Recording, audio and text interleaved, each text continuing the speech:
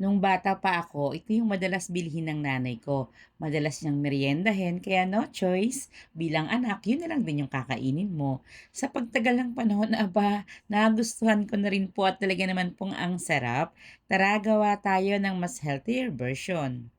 Dito po gagamit tayo ng isang pirasong kamote. Nasa 100 to 130 grams po ito. After po nating malinisang mabuti, nilaga po natin hanggang sa ito po ay lumambot. Then babalatan bago po natin ngayon imamash. At kapag nadurog na nga po, magdadagdag naman po tayo rito ng harina. All-purpose flour po yung gamit ko rito. Maglagay rin po tayo ng asukal. Sa harina po na aking gagamitin, nasa 1.5 cups po ito. Pero 1 cup po muna yung aking ginamit. Then maglalagay rin po tayo rito ng pampaalsa, yung ating baking powder, powdered milk para nga po mas masarap. Then sa ating liquid ingredients, kaunting evaporated milk, pero pwedeng-pwede na po kayong gumamit rito ng tubig. Kayo po, ano pong madalas meriendahin nyo noong kabataan nyo kasama po yung nanay nyo? No need naman po itong masahin ng gusto, bali imimix lang po natin ito hanggang sa mag-combine po talaga lahat.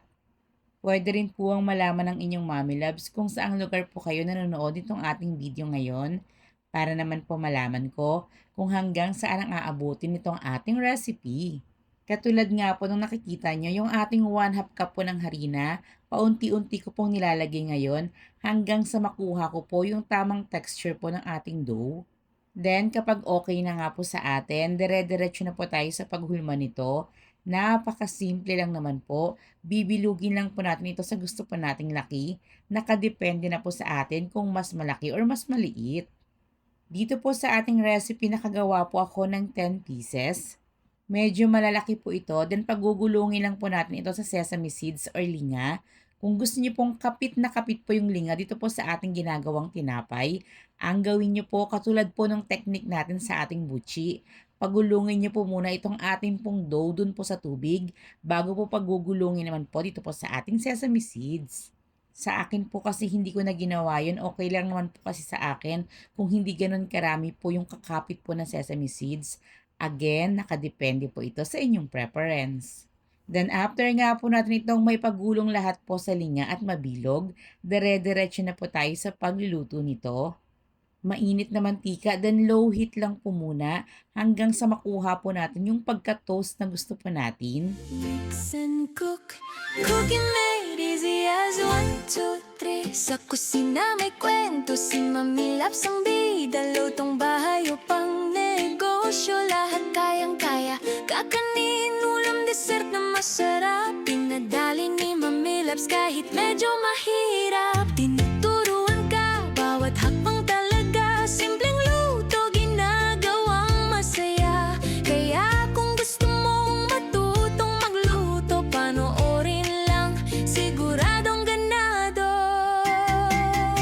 Sa Mix and Cook, cooking made easy as 1, 2, 3. Kay Mami Love, siguradong happy ka lagi. May kakanin, may ulam, may dessert pa. Lahat ng recipe, swak sa masa. At heto na nga po yung binangkal na tinatawag, pero noon naalala ko ang tawag po rito ng nanay ko ay kabak.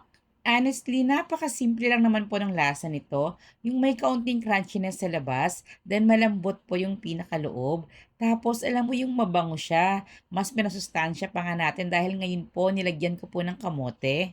Pero kahit gaano pa po kasimple yung pagkain, yung memories na kasama nito, yung maaalala ko nung nabubuhay pa yung nanay ko, sabay kaming kumakain, siya nagkakape, ako naman po umiinom po ng soft drinks. Nag-e-enjoy kami, kaunting kwentuhan, yun po yung napaka-importante talaga. So bago pa maiyak ang inyong mommy loves, magpapaalam na po muna tayo. So paano? Hanggang sa muli po nating pagluluto! Walang imposible basta't susundan mo lang. Si Mami Labs laging may bagong alam. Ulam o kakanin, kahit talin, madali na lutuin pag siyang